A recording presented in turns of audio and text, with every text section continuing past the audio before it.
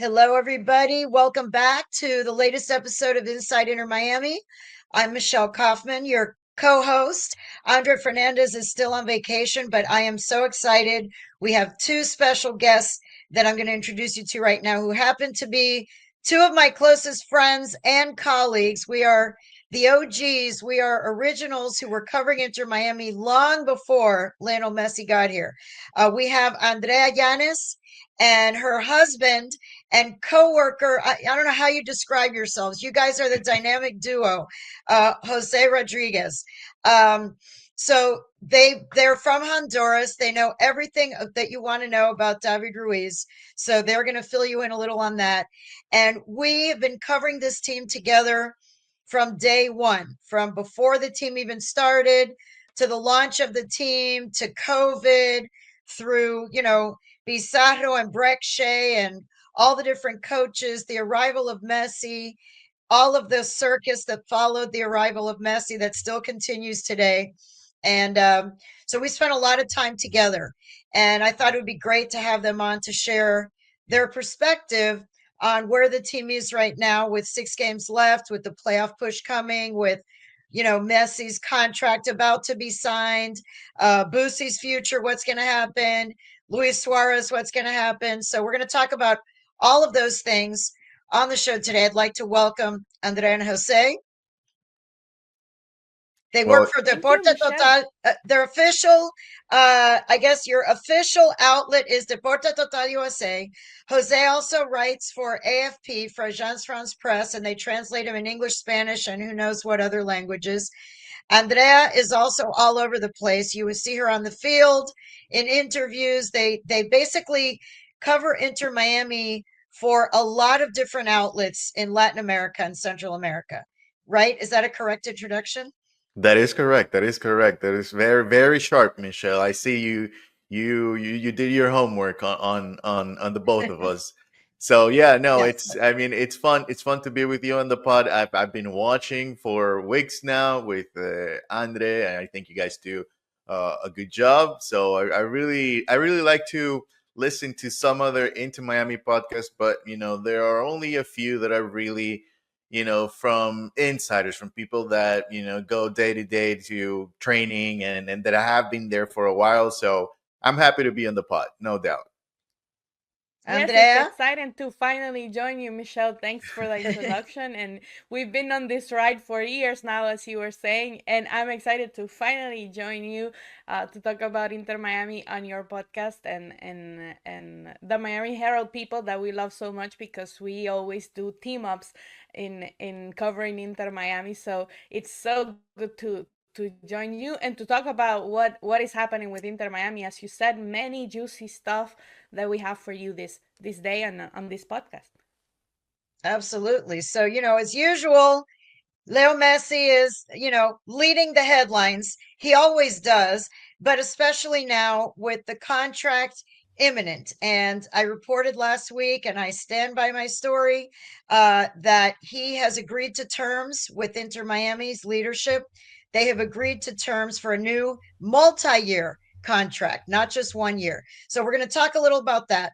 We're going to talk about what he did in this last game against DC United, 2 goals and an assist, how he continues at age 38 to defy his age, defy logic, defy gravity, defy everything, and really continue to show that he is the best of the best still at his age, especially in this league. And then we'll talk about what's coming up now. The team is in 5th place with 3 games in hand. They have an opportunity on Wednesday night to leapfrog over NYCFC to get into 3rd place, but it won't. And Luis Suarez will be back, by the way, from his 3-game ban. So they get him back. Some people who are not Luis Suarez fans have already written comments under my game preview saying, one of them was particularly mean. It said, well, Luis Suarez's punishment is over, but now Inter Miami's punishment begins because Luis Oh is boy. back. I was like, ouch, that is harsh. That is harsh. But anyway, Luis Suarez is back for this last stretch after his suspension. Um, So we're going to talk a little about that and preview that game against NYCFC, which will not be easy for Miami. Not only is NYC on a good run, but the game is going to be played on a little tiny, cramped field in the outfield of Citi Field, the New York Mets baseball stadium. So it's bad enough when they're playing at Yankee Stadium, Right. which is a bigger, small outfield, but the Citi Field outfield is even narrower, I believe, than the Yankee. I don't know. They're pretty close. But anyway, a team like Miami playing on a tiny field like that does not really suit them very well. So we'll talk a little about that. And we're going to close out with talking about, we're going to hear from Yannick Bright. Both of you asked questions in the clip that I chose, by the way. Very good. By the way, Jose and Andrea always ask excellent questions. Excellent questions elicit excellent answers. And then we'll finish up with talking about Sergio Busquets and what's in store for him. So let's start with the Messi contract. I have it on very good source that he has agreed to terms. It's going to be a multi-year contract. It's going to be announced sometime in the next, I had been told 10 days, maybe it'll be 2 weeks, but it's imminent. It's happening. He's going to finish his career at Inter Miami. He's going to play at the new stadium next year. This is where he is going to finish his career. And the fact that it's a multi-year contract, that I think he's going to have the option, if he wants to play after 2026, that he will have that opportunity. I'm wondering from both of you, what do you guys think about that? Yeah, that's Well, important for Inter Miami, especially with the new stadium, and I think it was important for him to have that option, especially because he has said in the past that he's not sure if he wants to play, keep playing after the World Cup and all of that we have heard him say. So I think it's important to get that in writing for Miami fans, and especially fans that are making the investment for to buy tickets to a new stadium that's gonna be something amazing for the club and amazing for the history of the club. And I think it benefits both Inter Miami and Lionel Messi because, of course, we know he's really comfortable here. He's still scoring goals, as you were saying, Michelle, and he still has that passion to play. So I think it's a good deal for both of them because, of course, we know what Messi brings and what he will bring to a new stadium. yeah, I happen to agree with that. And, I would add something that I think it's important as well to, the team moving forward and, having this contract and maybe having more than 1 year, that gives the team an opportunity to build towards the future because this is the end. This is going to be the last contract, which is different from what ends this year in December. It's the fact that you don't know exactly where to go next. Well, now you do, right? Because now you do. You're going to have Messi for 2 or more years, and then you can start building in the next 2 years and continue to solidify the brand, but also keep at least a core of players that can carry the team moving forward. There's no doubt that when Messi leaves, Inter Miami is gonna have to at least try to find another superstar because it's very hard. And I think we saw it in the city with the Miami Heat. Once LeBron left, what was left for the Miami Heat? They had to do something to keep the attention growing. And I think Inter Miami being an MLS team, they need to continue to work towards the future. The future of this team is not necessarily Messi. It will be for the next 2 years, but they need to move a little bit ahead of time and try to figure out what to do next, especially with the new stadium and especially with the growth that we expect for the sport here in the States after the World Cup next year. With the World Cup. Yeah, I mean, next year is a huge year. 2026 is a massive year, especially for Inter Miami. They're going to have a new stadium. Messi is going to be playing possibly his last season or second to last season, but he's going to be closing out his career in the new stadium. And then you have the World Cup coming here, which is unbelievable. There's going to be 7 games in Miami and games all over the United States. Yeah. It's a massive year for soccer in America and then for MLS to try to build on that. And like you said, having Messi be committed for more than just next season, I think that helps also attract other young players who are going to, they know that if they sign for next year, maybe they're going to get to play with Messi for 2 years or or something like that. So I think it's really important. I think it's been a long, drawn out negotiations. Obviously, it's been going on for many, many, many months. Everybody's been waiting for this news, and I think the news is going to happen soon. Um, as we're talking about him and his value, I mean, it's obvious his value off the field, the number of tickets he sells, the merchandise, everything else, the sponsorships. But on the field, he's still showing at age 38 that he's doing things that boggle the mind, that drop jaws. You know, the assist that he had the other day, that long pass, that's not even the typical Oh, Lionel yeah. Messi type of pass. He made that long pass to Dario Allende that I'm not saying that I could have scored on that assist, but he made it pretty easy for Allende, who really needed to get out of a slump, and he fed him a perfect, just an absolutely perfect ball. And then in addition to that, he scores two of his own. So, you know, two goals and an assist. He's now leading the Golden Boot race, 22 goals in 22 games. What can you guys say about what he is doing still on the field at age 38? It's amazing to me. It's great, and I think in particular this year, and we spoke about this with Andrea. We do Inter Miami talk a lot, even when we're not on site. But we spoke about this situation. How can he not get the MVP this year again? You know, after he got it last year, and what he's doing this year for this team, I think it's even greater because last year under Tata Martino, there was a setup already, and that we know worked because the results were there, 74 points, and so many other things. Even that team was able to work without him. This team relies on Messi a lot, and the most important thing for me this year is that Messi has been available for this team. Yes, it has been on and off at times with small injuries, but for the most part, he has been there. And even in games where they're not playing at their highest level, or they only have 6 players available on the bench, like they did a few weeks ago, guess who came out and rescued this team? It was Messi. So I think he's playing an even bigger role this year. Um, I in particular that ball that assist to Tadeo Allende, to me that was outstanding. That was at the highest level for Messi, and it was fun to watch. It was fun to watch. I think he's going to have a bigger impact towards the end of the year, and obviously we're going to judge him as to how far they go in the postseason. But I think so far Messi, yeah, he has. It's a good season. Might be the best season for Lionel Messi as an Inter Miami player. I think especially in this game against DC United that we thought would be easier, like in paper when we talked about it before the game, because DC United is already eliminated from the playoffs.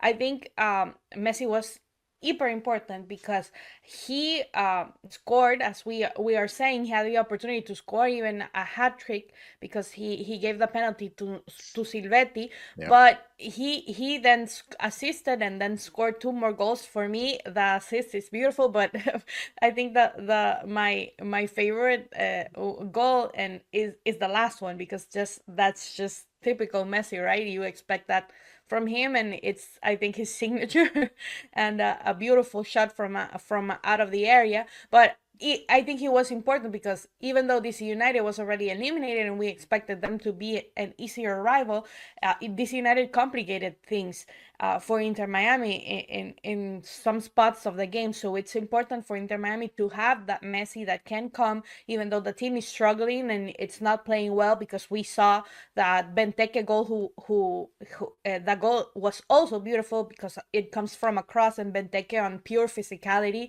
and technical ability wins the ball against Gonzalo Lujan. In that moment, Inter Miami needed Messi the most, and Messi appeared with Jordi Alba for the second goal, and then for the third goal to put the match to Yeah. rest. Because if we think about it, if he didn't score that third goal after missing the penalty, the game ended up 3-2. The So game's it in could a have tie. Yeah. exactly, it could have easily ended in a tie. So I think that is the most important, and I agree with Jose that right now in this season he's having that type of impact in the game, that he's deciding games for Inter Miami when Inter Miami needs him the most. Yeah, I think he is definitely, last year it was debatable whether he was the MVP of the team or whether Right. Luis Suarez was the MVP of the team, because Messi was gone for 2.5 months of the season. He was not there at all. And Luis Suarez really picked up for him. This year, I think Messi is having a huge, huge impact. Like you said, he's coming to the rescue. And I do think he showed leadership skills. Javier Mascherano talked about it, that when he let Silvetti take that PK, it was a very kind gesture from a teammate, from an older veteran player, to give this 19-year-old kid who's just joined the team, a kid from his hometown of Rosario. He's like, hey, kid, he could have taken the PK. He could have gotten a hat trick. He could have added to his golden boot numbers. And instead, he gave the ball to the kid. The kid ends up missing, but he did show great leadership there. Let's hear what Javier Mascherano had to say about this game and also about Leo Messi and what he did that night. Buenas noches, felicidades otra vez. Dos cosas, si puedes hablar de qué significa esta victoria en particular contra el DC en la lluvia y todo. Y también sé que no hay palabras más para Messi, para Leo, pero si puedes describir lo que él hizo esta noche. Gracias. Bueno, es una victoria muy importante porque al final esta semana ganamos los 6 puntos que teníamos que ganar acá en casa. Hemos escalado posiciones en la clasificación. Todavía tenemos algunos partidos pendientes que, si logramos buenos resultados, va a ser aún más poder escalar posiciones y terminar arriba en la clasificación, que bueno, todos sabemos que ese es, primero el objetivo es prácticamente estar a una victoria de estar en los playoffs y después tratar de llegar a lo más alto posible por la ventaja que te da poder definir en casa. Y en cuanto a Leo, nada, otra noche normal de él, que es totalmente anormal para cualquier jugador de fútbol. La capacidad de no solamente de convertir, sino de hacer jugar al equipo, de encontrar situaciones, de cargarse el equipo al hombro cuando más lo necesitábamos, que quizás teníamos dificultades. Y bueno, es un poco lo que veníamos diciendo, ¿no? Al final es la ventaja de tenerlo y bueno, hoy lo pudimos aprovechar. Okay, so for those of you who don't have the wonderful subtitles from Pierre, that are just listening somewhere out there in the pod universe, who don't speak Spanish, Javier Mascherano, started off by describing the game, saying that, it was a complicated game, but they were able to reach their goal. It was a very important game, a really critical game for them to be able to go up in the standings. And they were able to do that. They were able to reach their objective. They were able to get 6 points from the week and move up the standings. They beat Seattle and then they beat DC. So they got the 6 points that they needed from the week to start to climb up. And then as far as Leo Messi, he said, look, what can you say? He said it was a very normal night that would be abnormal for any other player in the world, that the things Messi does that seem normal are not typical for any other player. The things that he does, he said, not only the scoring, not only the assist, but just carrying the team on his shoulders when they needed him the most. And that's what we were just talking about with Andrea and with Jose, about that when the team needed him the most against DC, when there was really hanging in the balance if they were going to be able to get this win. And the difference between 1 point and 3 from where they are right now is very, very important. Yeah. Those 2 points were critical. And Messi did. Messi carried them. So there's no question that he's having a wonderful year for them. He's definitely, with 3 games in hand, he's leading the Golden Boot race with only 22 games. Most of the other players that are up there have played more games than him. So if he continues at this pace, he could very well win the Golden Boot. On the other side of the field, though, on the other end of things, is the defense. And, I want to talk to you guys about that. The defense is still suspect. And the fact that they were playing basically a team that was already eliminated, like we said, not one of the strongest teams in MLS, not to take anything away from DC, because they have improved under their new coach. I think they hadn't lost in 4 games and they tied Orlando with a man down or whatever. They're not a bad team. However, Miami had to really scrape and claw to get that win 3-2. They ended up giving up 2 goals. And I looked up, especially on the road, which is where they're about to play 2 games back to back against New York City at the little tiny city field and then playing at Toronto. They have given up 3+ goals 6 times this season in MLS games. 6 times in MLS road games, they have given up 3 or more goals. So this team, when you look at the statistics, Miami has scored 60 goals, which is more than any team in the entire league. Miami's the highest scoring team in the league. However, they've given up 46 goals, which is among the worst, among the most goals, considering that they have 3 games less than most of the other teams. They've already given up 46 goals, which is more than most of the other teams.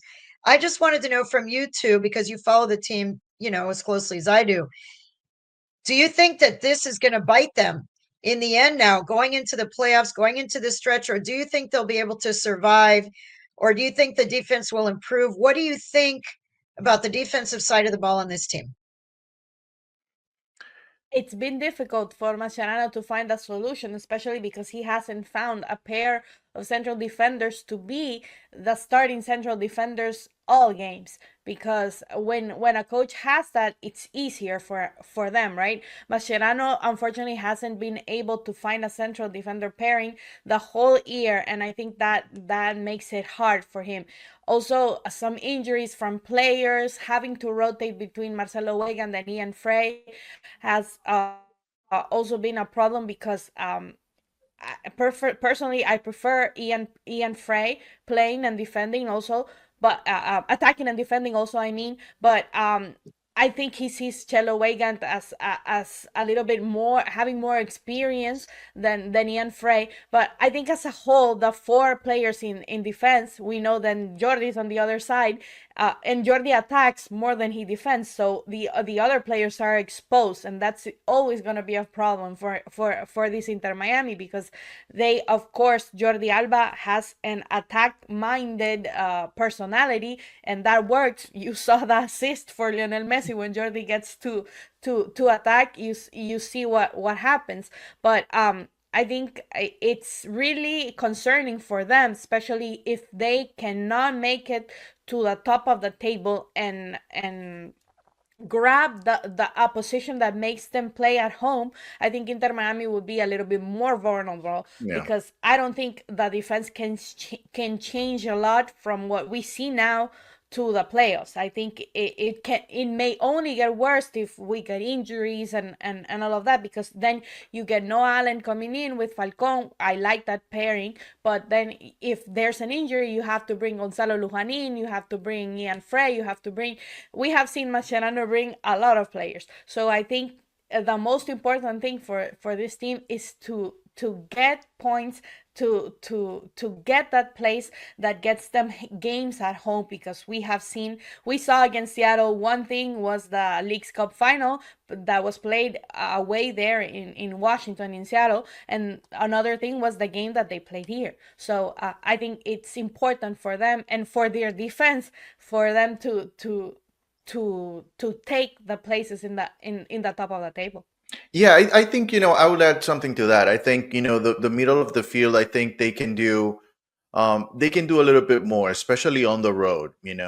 At times I feel like the team wants to play the same, which it's fine, but that's what you hope for. But you have to come to realize that, opposition on the road in MLS, they are at a point that they don't care who they're playing against. They just want to beat Messi. Before it was more like, oh, Messi's coming. Yeah, they're not so intimidated. Right. Yeah, they're not so intimidated anymore. Yeah. They've already seen Minnesota beat them with 4, and Vancouver and Seattle and Orlando. They've seen that all these different teams have beaten Miami, and they're not playing them for the first time. A lot of these teams are playing them already for the second time, for the third time, fourth time, whatever. They're not as intimidated, right, Jose? I mean, yeah, I mean that's a big factor, and it also adds a little bit of a different flavor to tactics, because you're not playing as relaxed. Players are a little bit more aggressive, and especially in the middle. I think that's why Javier Mascherano has decided to give Yannick Bright a little bit of more minutes. Yes. He earned those minutes, by the way. It's not like, it was just an idea from Mascherano to put him in. He did it once, and then Yannick Bright really took advantage of that opportunity. So I think it's going to be a collective effort. Yes, it's a problem that we don't see the same pair of center backs regularly. But the reality is that this should be a team effort, and this is something that Inter Miami is going to have to figure out, especially in the playoffs, because it's a one game. For after the first round, it's just a one game. If you have that game on the road, then you might need to have a different perspective of how to play, especially against teams like Cincinnati, Columbus. Usually pretty good at home, although they're struggling a little bit this year. And best case scenario, they make it to MLS Cup. Obviously, LAFC, we've seen what they have been doing in the last few weeks. San Diego also, good teams. So, yeah, you want to get the Supporters Shield, get it back to back, enjoy it for a little bit, but just remember what happened last year and really take care of business during the playoffs. Yeah, let's hear what Javier Mascherano was asked about the defense in particular. Let's see what he had to say. Javier, buenas noches, felicidades por la victoria. Tenés al mejor ataque de la liga, pero tenés una defensa que dentro del este es la más batida, aunque te faltan todavía partidos. Probás distintos sistemas tácticos, tratando de encontrar el equilibrio, el balance en un equipo que tiene grandes figuras en ataque, pero también tenés muchas ausencias porque el calendario ha sido muy largo para ustedes. ¿Cuál es hasta ahora el sistema que te ha dado mayor seguridad? No, nosotros hemos jugado casi siempre, salvo algunos partidos. En defensa siempre tratamos de jugar 4-4-2. Pero bueno, claramente entiendo que, y es una preocupación y es una ocupación de mi parte, seguir insistiendo y trabajando. Creo que hay que identificar los diferentes partidos, porque yo también te puedo decir, mira, salvo el partido con PSG en un Mundial de Clubes con rivales de jerarquía, el equipo defendió relativamente bien contra rivales de una jerarquía mayor a la que normalmente enfrentamos. El mismo en League Cup, salvo el partido final, inclusive hemos tenido que jugar un partido con Necaxa 70 minutos 50, 60 minutos con uno menos, hasta que después echaron a un jugador de Necaxa y también lo hizo relativamente bien. Es decir, son momentos. Sí creo que, y lo dije después de Charlotte, la preocupación muchas veces es que cuando nos ponemos por debajo en el resultado es como que nos volvemos locos y perdemos el control y muchas veces terminamos jugando, digamos, el equipo pierde la forma. Y tenemos que entender que estamos en una liga que lo que menos tenemos que hacer es perder la forma. ¿Por qué? Porque esta liga te da posibilidades todo el tiempo de volver a engancharte en los partidos. Y creo que es lo que tenemos que trabajar en estos últimos 6 partidos de temporada regular, donde nos tiene que preparar para lo que va a venir. Sabemos que los detalles van a ser la clave de que el equipo pueda seguir progresando en la competición y claramente es la responsabilidad mía y de mi cuerpo técnico como entrenadores, tratar de convencer a los jugadores para eso. Mira, desde el primer día dije que claramente nosotros tenemos jugadores de jerarquía que ganan partidos, pero los que, digamos, el sistema defensivo y lo defensivo nos va a hacer tener chances de ganar campeonato. Bueno, estuvimos cerca en algunos, claramente no nos alcanzó. Este es el objetivo, que en estos 6 partidos que quedan, preparar al equipo para fortalecer esa fase. Okay, so Javier Mascherano, who, as you know, is a defensive-minded, he's a defensive midfielder. I mean, he is a defensive-minded coach. He said many different ways that this is a focus now. This is a focal point, is to try to strengthen the defense. He did say that, in defense of his team, he doesn't like general statements, and most coaches don't. When you make blanket statements, they analyze the game much more carefully, and they say that, each game is different and so on. And he pointed out that for the most part. For the most part. Oh, because he was asked, you have the best attack in the whole league. Your team has the best attack, and yet your defense is the worst, is the most generous defense in the whole East. How do you explain that? And he said, we've been playing with a 4-4-2 the same way. And he said, the thing is, he said, he feels, anyway, Mascherano, that overall, the team has not defended that poorly overall. He was saying that, for example, he brought up that when you take away PSG, other than the PSG game, he thinks that in the Club World Cup against very high level opponents, they defended well as a team. He also said that in the Leagues Cup, if you take away the final against Seattle, that they did defend well. And he brought up the example that they played 60 minutes, a man down against Necaxa, and that they were defending well, even with a man down for 60 or 70 minutes in that game. He said that he feels a bigger problem than just making a blanket statement that the defense stinks is that when the team goes ahead, they have a tendency to lose their composure.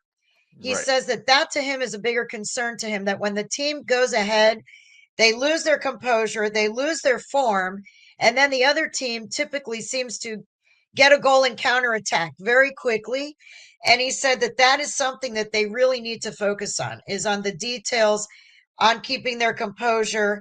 And he said, I said from day one that the big players that you have, big players can win games, but defense wins championships. They say that in every sport. Every coach in football, basketball, hockey, everyone says the same thing. Defense wins championships. And he said we have 6 games remaining to try to work on our defense. And that is something they need to work on. And, you brought up Yannick Bright. Yannick Bright, I've been singing his praises all season. I really think I deserve a commission when he gets that raise. I would like a cut. Yannick, I hope you're watching the show, and Yannick's agent, because I've been pushing for this. But anyway, no, one of the things that he does for his $83,000, the biggest bargain there is no bigger bargain in MLS. I would venture to say there's no bigger bargain in MLS than Yannick Bright right now.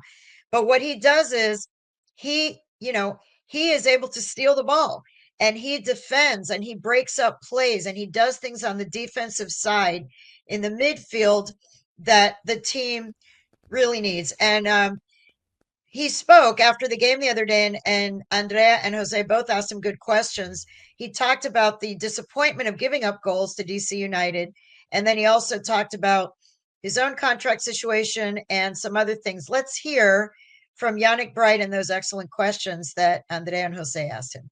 Yeah, it was tough. Obviously, we should have done better. We know it, and we're not happy with it. We talked about, like, in the locker room, about little mistakes that we got to correct. But yeah, I mean, it's a win. We just got to keep the momentum going and fix the little mistakes, and hopefully. Leo's going to keep doing his thing. So we keep going. How encouraging is to have those type of conversations even when you win games? Does that talk about the level that you really guys want to achieve this season? Yeah, I mean, I think that's what a great team does. Like we're not just satisfied with wins. We try to win and play well. Play our best. And yeah, I mean, I think it's good to have those conversations, because we're always trying to prepare for playoffs as well, because over there, any mistakes, can cost you everything. So, yeah, I mean, that's all it is. Derek, now talking about New York, you're not playing at Yankee Stadium, but at Citi Field. Inter Miami does not do well on those small pitches. How do you see that game? Sorry, Citi Field is the baseball one? Yeah. Oh, yeah. Last year I played. Baseball one. Yeah. Oh, the other baseball. The other one. The Mets one. Oh, I have no idea. Is it the one we played last year? No. Yeah, I mean, I played last year. In the one last year, it was really, really hard, just because the field is so small. But I mean, obviously, like I said, we come from 2 wins, and we're trying to get the momentum going, and yeah, I mean, we go there prepared. You touched on Messi and his performance again today, assists, 2 goals. I know it's repetitive, and I know it's hard to find different words to say it, but what did you think of him tonight, especially with the 3rd goal and how well he took it? I mean, I think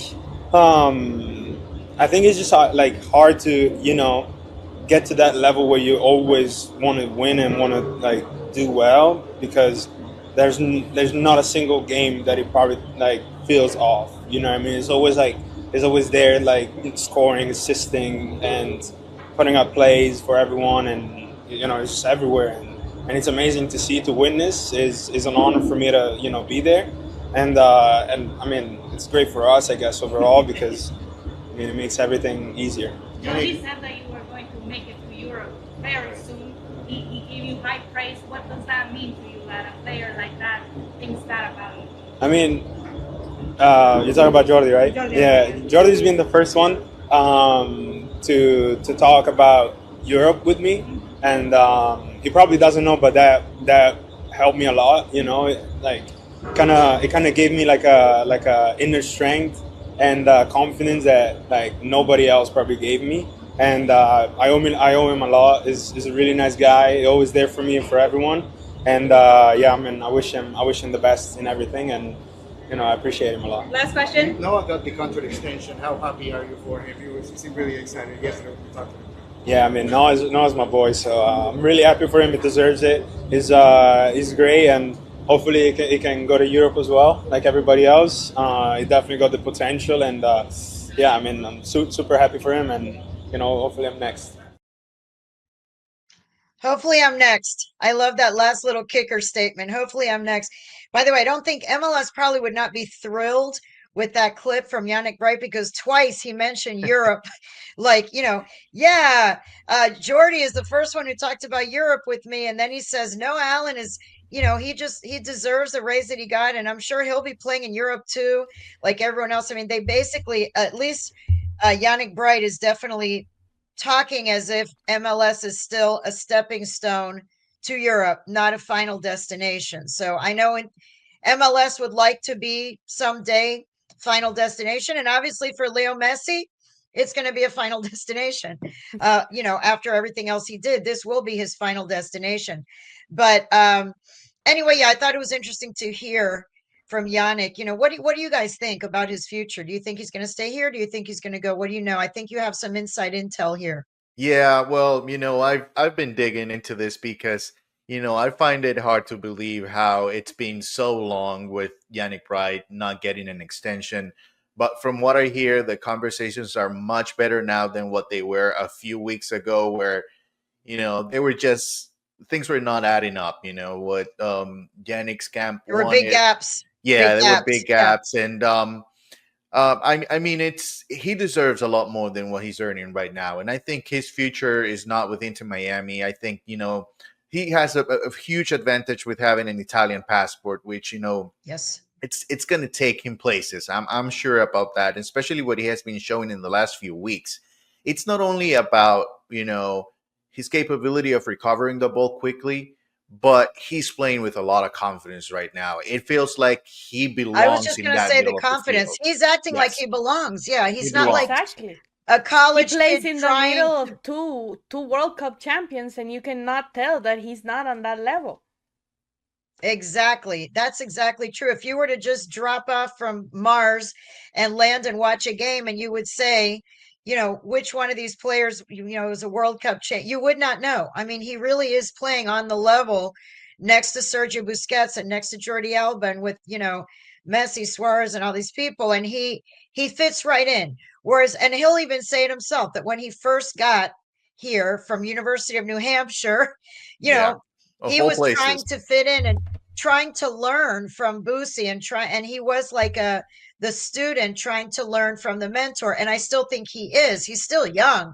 He has a lot of upside. He's also extremely smart. I've talked about it that Yannick Bright is very bright. So he asks a lot of questions. He takes a lot of advice from Sergio Busquets and obviously from Jordi Alba, which he revealed in that interview, that Jordi Alba has given him a lot of confidence. And with those two guys as his mentors, I think he has a very bright future. Yeah. Pun intended. Yes. 100%. Yes. Yeah, I think Yes. if we go back a few days ago, maybe a week or so, when we spoke with Jordi Alba, Jordi was so excited about talking about Yannick Bright, because remember that Yes. game? I think it was the Seattle game. It was the Seattle game. He Yeah. recovers the ball twice, and both of Both those led goals to goals. led to goals. So, I asked Jordi about that because it's very easy just to, to talk about Jordi Alba, to talk about Messi scoring. That is so easy, but people tend to forget. And he took the opportunity to really, really get us through what those conversations are between the two of them. And Yes. Jordi And sounded Jordy like said he he's going to was be playing in certain. Europe. Yeah. Yeah, and he Yes. said he's going to be playing in Europe. I have no doubt or something that he's going to be playing in Europe. Yeah. And to And hear that from Jordi Alba, oh boy, you know, yes. Yeah, Yes. that for him, it's really interesting, and it's nice to see because these are the things that make a team when the veteran players take players like Yannick Bright who don't have as much as experience as they do and guide them and help them improve. Because I think we've always saw promise in Yannick Bright with when he came with Tata Martino, but I think this last couple of months have really brought him Yeah. into the present because you got him playing not only with Busquets but with De Paul, who just played a Club World Cup with Atletico de Madrid, who is a player that comes from that level of playing, and you see Yannick Bright, and yeah, he World doesn't Cup need champion needs a too. bit. Yeah, World Cup Yeah, champion. Yeah. exactly. I think Yeah. Mascherano No, deserves so some he's credit for yeah, it's that. going to be very interesting. Yeah. Yeah. Yeah, he Yeah, has I done do a good too. Both job. Yeah. he's done a very good job. And just because Rodrigo de Paul came, he didn't just bench Yannick Bright because that was the question. What's going to happen when de Paul comes? What's going to happen to the minutes that Bright was getting? And he found a way to keep him in. So that's going to be very interesting going forward. So we have a few more minutes here. Let's talk about this NYCFC game. Uh, this is a tough game on a tiny field in the outfield of a baseball stadium. They have 4 games in the next 11 days. 4 games in 11 days, 2 of them on the road, back to back. What do you both see from this game against NYC? Oh, I'm gonna tell you one name that's all they have to worry about. Alonso Martinez. He's a top scorer in this league. He's in pretty good form. They need to find a way to control him. I know Peluca Falcon has a lot of experience, and he might be the one to match up with the Costa Rican international. I think he's doing really well this season, and he's leading the way for them. But this is a team that knows how to play in a baseball field, and that's a huge That's advantage. the That's thing. They huge play all their advantage. games on a baseball field, whether it's Yankees or Mets, Exactly. they're playing on Yes. a baseball field. Yes. So, that's going to be it's going to be very interesting. This is a big game for Inter Miami. If you look at the schedule moving forward, if they are able to win this game, they have a chance at winning out the rest of the season. They have opposition. They have 3 games at home after the Toronto game. Opposition is not that big a deal. Shouldn't be that big a deal for Inter Miami. If they find a way to stay focused throughout the rest of the season, I can see them winning the Supporters Shield. But I think tomorrow night is going to be huge.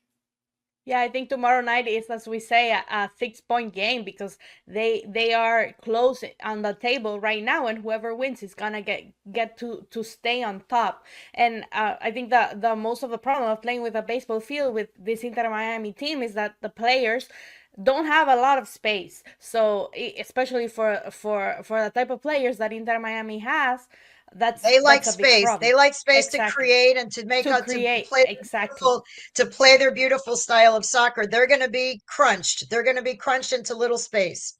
Exactly, Yeah. and as Jose says, of course, the Costa Rican international is having a good season, and he's one of the goal scorers in the league. So it's gonna be interesting to see how do they match up because we saw we talked to Mascherano, and he remembered the game that was played here at the beginning of the season, and how even here in playing in Chase Stadium where Inter Miami is very strong, in New York City FC had a good match, and I think they've been showing that the whole season. So tomorrow, from the 2 games that they have in this road trip, I think tomorrow is the most crucial one and the most interesting one because of all the factors because of New York City FC having having that fight between them two to see who gets to get the position on the table. So it's going to be interesting.